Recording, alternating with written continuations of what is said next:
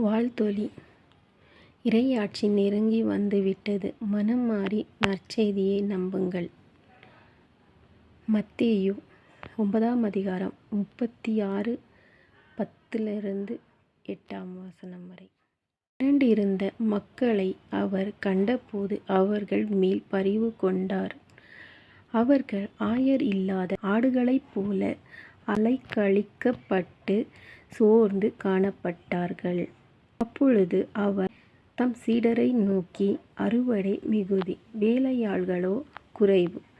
ஆகையால் தேவையான வேலையாள்களை தமது அறுவடைக்கு அனுப்பும்படி அறுவடையின் உரிமையாளரிடம் மன்றாடுங்கள் என்றார். இயேசு தம் சீடர் 12 தம்மிடம் வரவழைத்தார். தீய ஆவியை ஓட்டவும் நோய் நொடிகளை குணமாக்கவும் அவர்களுக்கு அதிகாரம் அளித்தார்.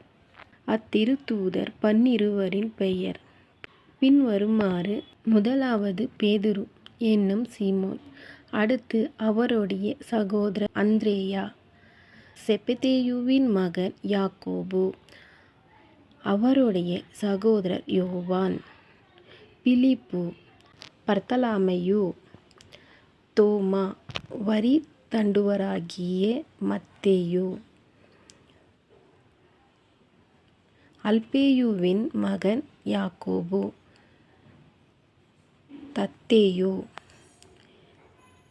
தீவிரவாதியாய் இருந்த சீமோன், இயேசுவை காட்டிக் கொடுத்த யூதாஸ் இஸ்காரியோத்து. இயேசு இந்த 12 அனுப்பிய போது அவர்களுக்கு அறிவுரையாகக் கூறியது: பிற இனத்தாரின் எப்பகுதிக்கும் செல்ல வேண்டாம், சமாரியாவின் நகர் எதிலும் நுழைய வேண்டாம். மாறாக வழி தவறிப்போன ஆடுகளான இஸ்ரயேல் மக்களிடமே செல்லுங்கள். அப்படி செல்லும்போது விண்ணரசு நெருங்கி வந்துவிட்டது எனப் பறைசாற்றுங்கள். நலம் குன்றியவர்களை குணமாக்குங்கள். இறந்தோரை உயிர் பெற்றெழச் செய்யுங்கள். தொழுநோயாளரை நலமாக்குங்கள். பேய்களை ஓட்டுங்கள். கொடையாகப் பெற்றீர்கள், கொடையாகவே வழங்குங்கள். இது ஆண்டவரின் அருள்வாக்கு. இறைவா உமக்கு நன்றி. பிடிச்சிருந்தால் லைக் அண்ட் சப்ஸ்கிரைப் பண்ணுங்க ஃப்ரெண்ட்ஸ். ஷேர் பண்ணுங்க, கமெண்ட் பண்ணுங்க, சப்போர்ட் பண்ணுங்க ஃப்ரெண்ட்ஸ். தேங்க்யூ.